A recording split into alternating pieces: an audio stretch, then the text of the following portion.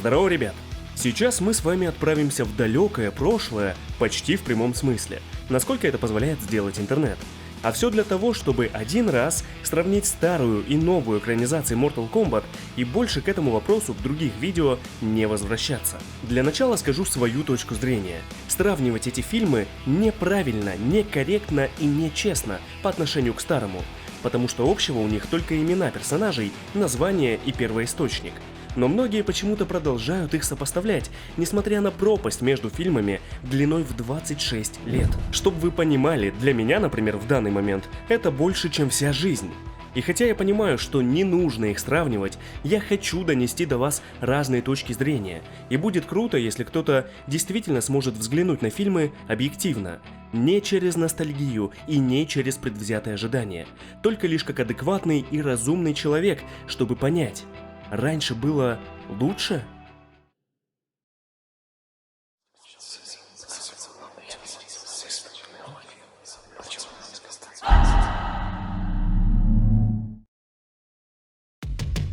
Присмотрел я себе телевизор, и вроде все хорошо, все нравится, но как знать наверняка, что я не прогадал среди такого огромного выбора, что есть в наше время? С этим поможет e-каталог. Мне понравился Xiaomi 4S. Тут 43 дюйма, 4К, классный дизайн и управление голосом. Все как у людей и цена не кусается. Здесь же можно посмотреть обзоры на понравившееся устройство, а главное сравнить его с другими, чтобы принять окончательное решение. И так как я уже решил, то осталось только узнать, где можно купить его выгоднее. Это очень удобно, поэтому если ты ищешь себе телевизор, монитор или любую другую технику, обязательно заходи на e-каталог.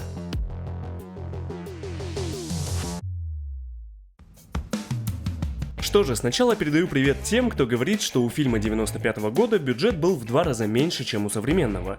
Уверен, многие сейчас узнали себя и у вас уже бомбит. Тогда, кто не знаком, знакомьтесь, это инфляция. И как раз из-за нее 20 миллионов долларов в 95-м году не равны 20 миллионам долларов на сегодняшний день. А именно такой производственный бюджет, без учета маркетинга и рекламы, был у фильма 95-го года. В пересчете на современные деньги это плюс-минус 34 миллиона долларов.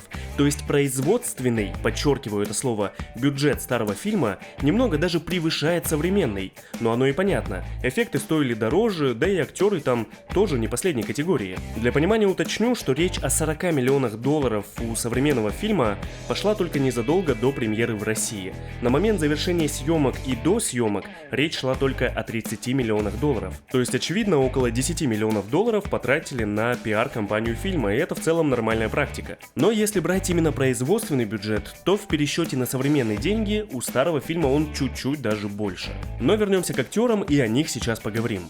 Популярно мнение, что в новом фильме снялись какие-то ноунеймы. Хироюки Санада, Чинь Хань, Льюис Тен даже и Джота Слим — это далеко не ноунеймы для начала. Санада, он же Скорпион, снимался в таких фильмах как «Час пик 3», «Росомаха», «Мстители», сериал «Lost» и еще десятки проектов за почти 50 лет своей карьеры. Я назвал такие более или менее попсовые, есть роли куда более значимые. Про остальных развозить не буду, но спасибо Википедии, там можно ознакомиться с фильмографией каждого. Но очевидно, да, это не звезды первой величины, согласен. Ну а кто-нибудь интересовался, какие гонорары просят более знаменитые актеры? Иногда речь о десятках миллионов долларов. Вспоминаем, какой у нас бюджет, можем себе позволить условного Дауни-младшего? Нет, не можем. Работаем с другими, профессиональными актерами и настоящими мастерами боевых искусств. Отлично, кстати, в большинстве своем сыгравшими свои роли. Но что там в 95-м? Во-первых, потрясающий Кристофер Ламберт.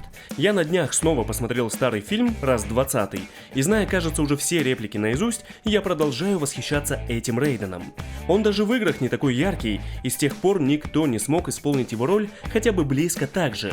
Джеффри Мик в «Завоевании» круто сыграл Шао Кана, но в первую-то очередь он играл Рейдена, но даже по репликам и поведению персонажа есть ощущение, что он играл Кристофера Ламберта, играющего Рейдена. Чинь Хань неплохо сыграл Шан Цуна, но да, Тагава сделал это лучше, и его образ даже игра сделала каноничным.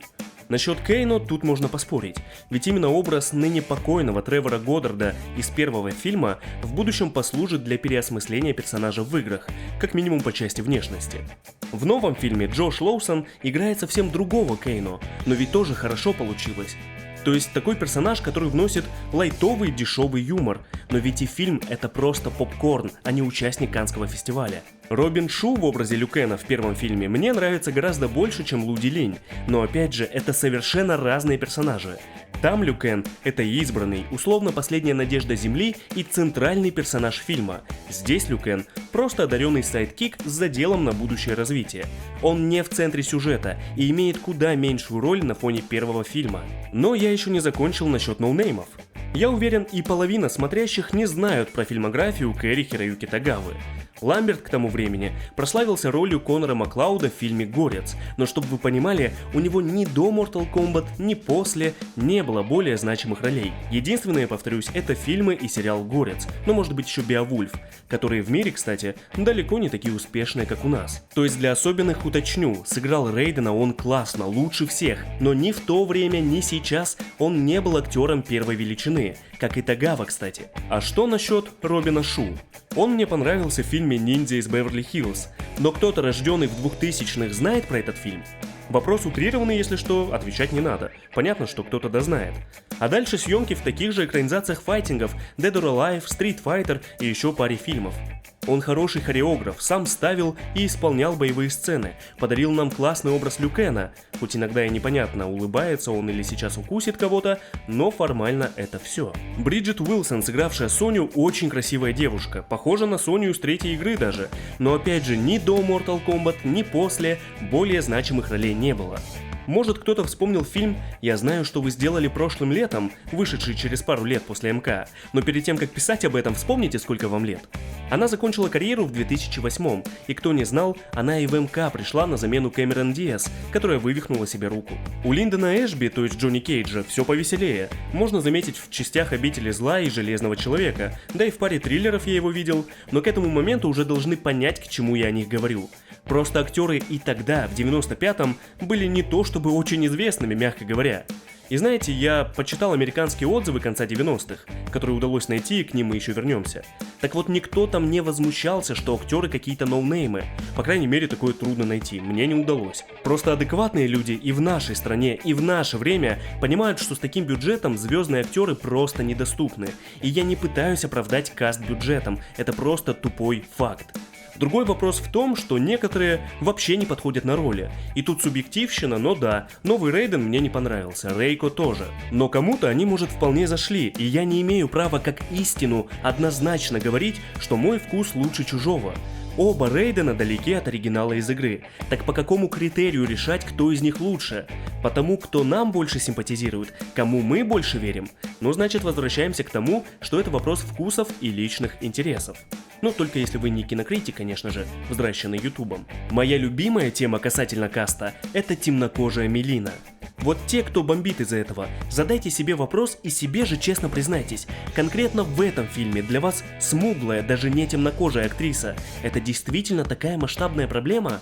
Или это все-таки общественная привычка? Я бы, конечно, тоже орал, если бы Сабзира вдруг сыграл Уилл Смит, а Скорпиона Уэсли Снайпс. Но в данном случае актриса не повод для хейта. Она же классно сыграла своего персонажа. Фанаты Мелины, вы чего? Впервые ей отвели серьезную роль, сохранив психопатичность и лишив инфантильности. Это же неплохо. И если такая Мелина для зрителя проблема, давайте поговорим о Сабзира в первом фильме, который вроде как китаец, но играет его француз.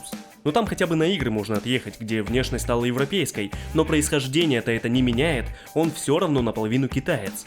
Скорпион японец, и к этому времени это уже давно известно, но играет его американец с мексиканскими или испанскими корнями. Точно не помню уже, но не это суть. А суть в том, что если ты, друг мой, хейтишь Мелину за цвет кожи, не канон тебе и все такое, значит должен хейтить и Сабзира вместе со Скорпионом из первого фильма, иначе ты странный лицемер. Просто если это вопрос каноничности, почему подменять азиатов на европейцев это норма?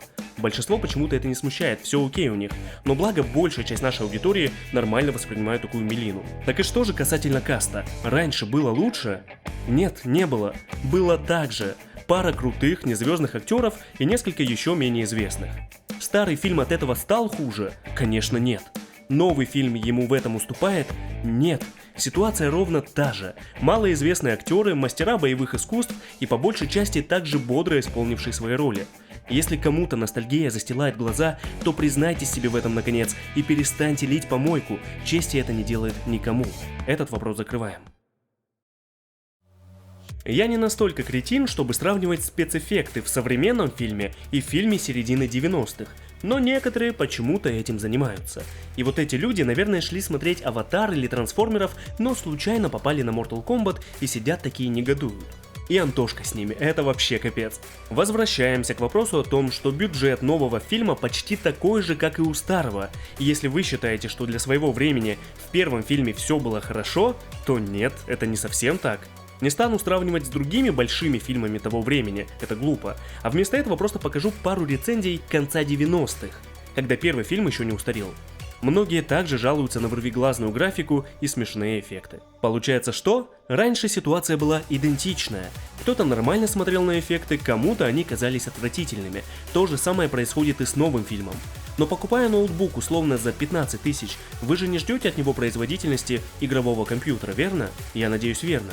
Так почему от среднебюджетного фильма некоторые ждут уровня фильмов со 100 миллионным бюджетом или более? И я даже не оправдываю фильм бюджетом, именно эффекты, что тогда, что сейчас, выглядят вполне приемлемо. В Лиге Справедливости местами все выглядит даже хуже, хотя студия эффектов та же самая. О чем речь? Другой вопрос в плане декораций.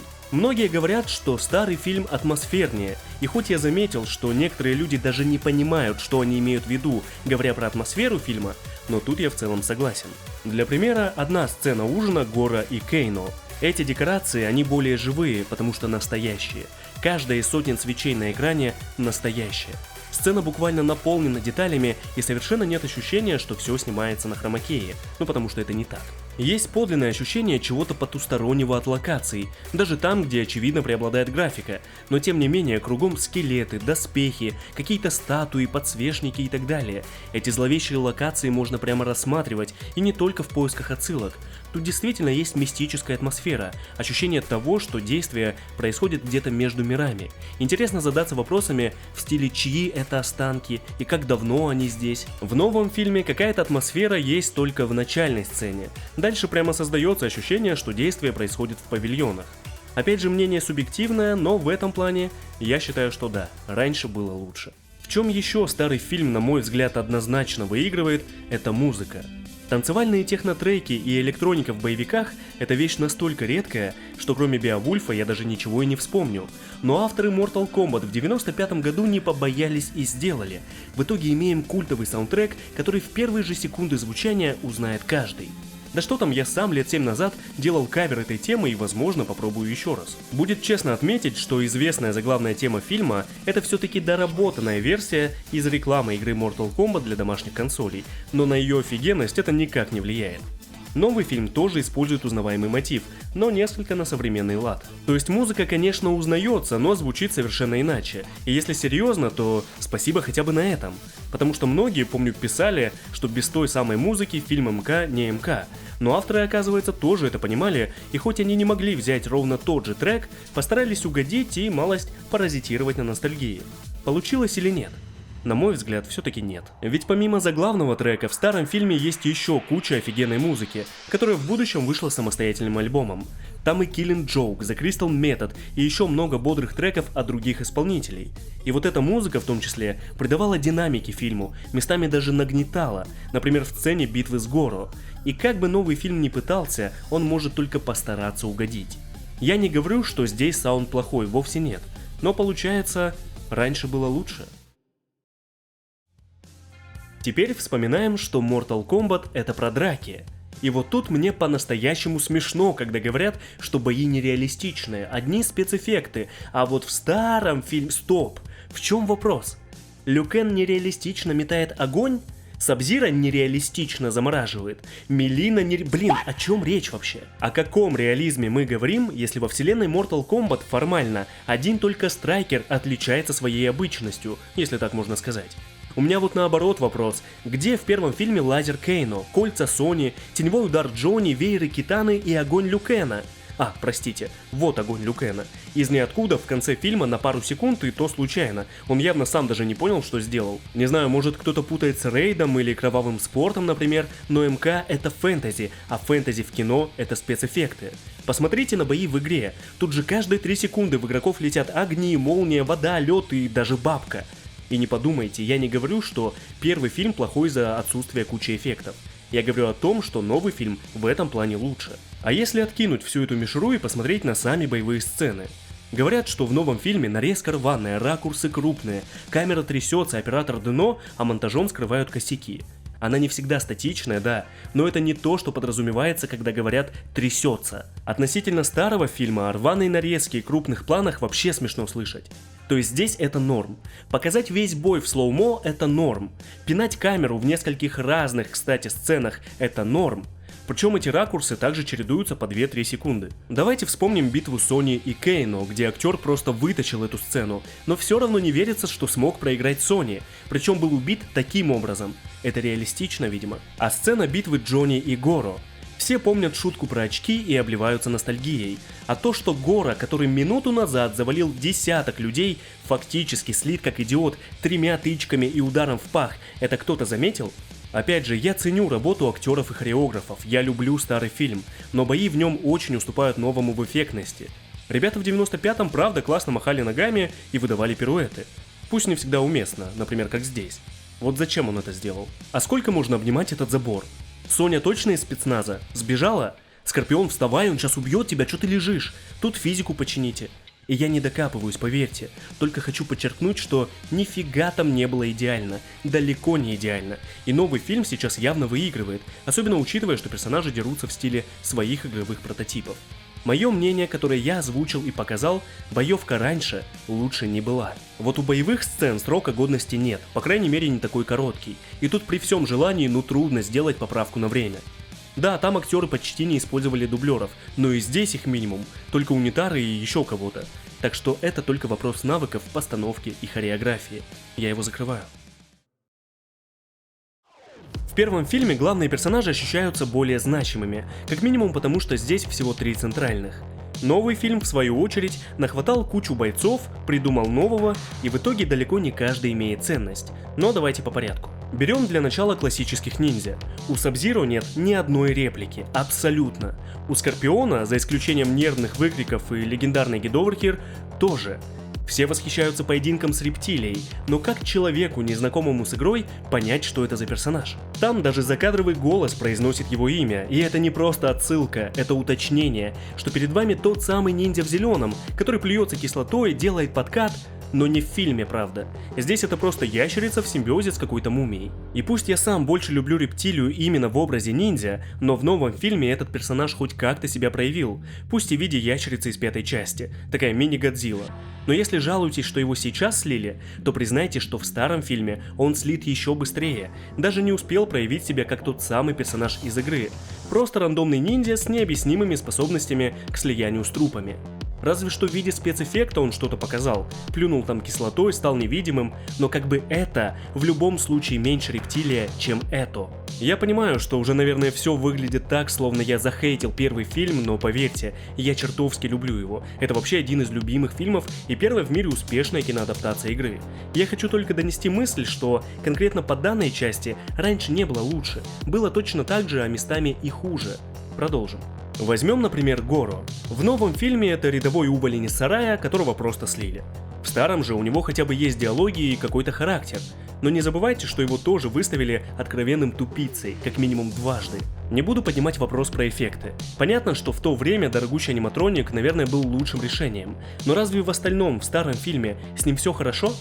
Все, наверное, помнят, что он поломал с десяток земных воинов, но помните ли вы, как это показали? Просто нарезка из падающих людей и с рычащим Горо. Боевых-то сцен с ним толком нет, а те, что есть, объективно слабые, из-за того, что это аниматроник, а не спецэффект. Вообще, что касается слитых. Самые узнаваемые персонажи тоже были слиты и в старом фильме. Саб-Зиро, Скорпион, Рептилия. А я напомню, что никто из них не умирал во время турнира в первой части игры. Разве что Саб, но и то уже после. В новом фильме откровенно слабые Нитара и Рейко, тупые мешки с мясом для тренировки фаталити. Но и в старом фильме есть персонажи, которых добавили ради какой-то сцены. Помните Арта Лин? Просто смерть ради смерти. Зато такую драму вокруг него разыграли, как будто нам должно быть не пофиг на персонажа, который в кадре находился 27 секунд за весь фильм. А я напомню, что его смерть стала катализатором дальнейших событий. Битвы Джонни с Гора и похищения Сони Шансуном. Лю Кена, по идее, правильнее сравнивать именно с Коулом Янгом, а не с новым Лю, как ни странно. Потому что здесь Коул все-таки центральный положительный персонаж. И оба фильма преподносят своего протагониста, такими себе.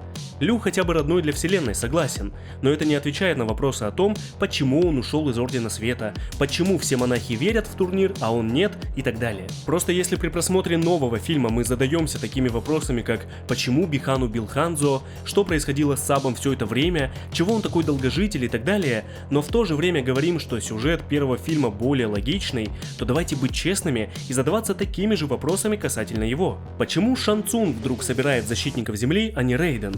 Ведь если вспомнить, бог грома привел туда только Лю Кена, остальными заморочился именно колдун. Почему Джонни Кейджа считают фейком, если куча свидетелей тому, что он сам исполняет трюки? Почему лейтенант Соня Блейд отдает приказы Джаксу, майору? Почему Лю Кен убежден, что его сон был вещим, и именно Шан Цун убил Чена? Он ясновидящий получается? Почему в башне Императора нет самого Императора? А если есть, то неужели он откуда-то сверху за всем наблюдал? И это, заметьте, я даже не провожу параллели с игрой, я вообще о ней почти не вспоминаю. Выстраиваю только вопросы касательно фильма. Подобных моментов еще очень много, но также много вопросов и к новому фильму. Но почему одному мы это прощаем, а другому нет?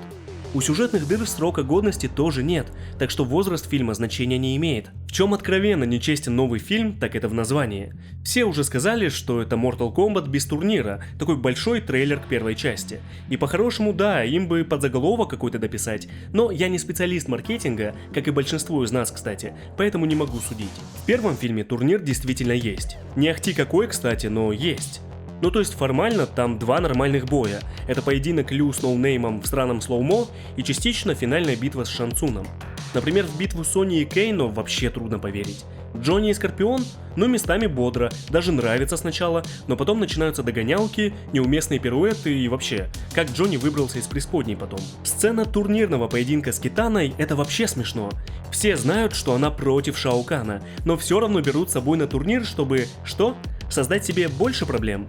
И странно, что Шан Цун просит проследить, чтобы Китана не контактировала с землянами, и сам же выставляет ее на бой против Лю Кена. Непонятно. То есть сюжет с персонажами в обоих фильмах крайне лайтовые. Ни там нет великолепного развития. Но в первом фильме, да, хотя бы есть турнир, и то только номинально. Еще я услышал такое мнение, что новый Mortal Kombat — это просто набор отсылок. Филинов так и вовсе сказал, что фильм строится вокруг них, чем чертовски меня огорчил. Ты был мне братом, а не вот это все. Да ладно, это шутка, конечно, каждый имеет право на свое мнение. Но давайте разбираться, с чего бы мы отсылки приписывали к минусам. На дворе 21 год, вышло 10 игр основной серии и еще куча других. Mortal Kombat — одна из самых популярных франшиз в мире, которая объединяет как фанатов из 90-х, взрослых мужиков со своими детьми уже, так и новое поколение, которое только начали знакомиться с 9-й части. То есть фаталити из игр, фразы, даже надписи на стенах — это плохо для киноадаптации, если в изобилии?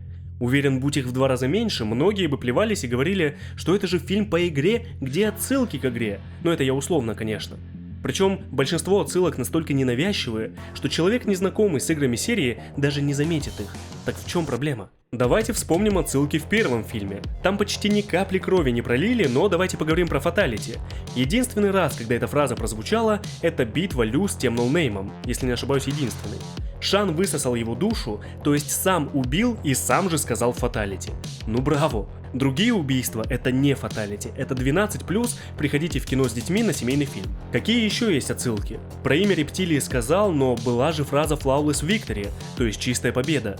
Шан Цун произнес ее дважды, но ни разу из них победа не была чистой, то есть оба бойца получили в кабину. Вот это отсылка ради отсылки. То есть сказано лишь бы было как в игре, даже без понимания контекста, когда это уместно. И знаете, я понимаю, кто-то думает, сидит вот какой-то блогер, говорит, что попало, шел бы на завод, а вот на Кинопоиске оценки у старого фильма выше. Выше, согласен, но если кто-то готов оперировать мнением критиков и оценками, я и тут готов поспорить. Давайте, Кинопоиск, там оценка 7,6. Сайт появился в 2003, первая положительная рецензия на старый фильм в 2006, то есть ему на тот момент уже было 11 лет, почти 12, и через каждый отзыв льется ностальгия, именно воспоминания о тех временах. Это объективно? Это корректная оценка фильма? Плюс вспоминаем, что в России почему-то любят многие фильмы, которые не прижились на Западе. МК это не касается, просто кстати. Заходим на более известные зарубежные сайты Rotten Tomatoes и IMDb. В первом случае оценка уже ниже, чем у нового фильма, всего 43% положительных отзывов, а премьера нового, напомню, состоялась только вот-вот. На IMDb ситуация не лучше, 5,6 у старого против 7 у нового. Теперь самое интересное, читаем отзывы людей о фильме из конца 90-х. Самый ранний датирован 99-м годом, то есть первый фильм был еще более или менее актуален.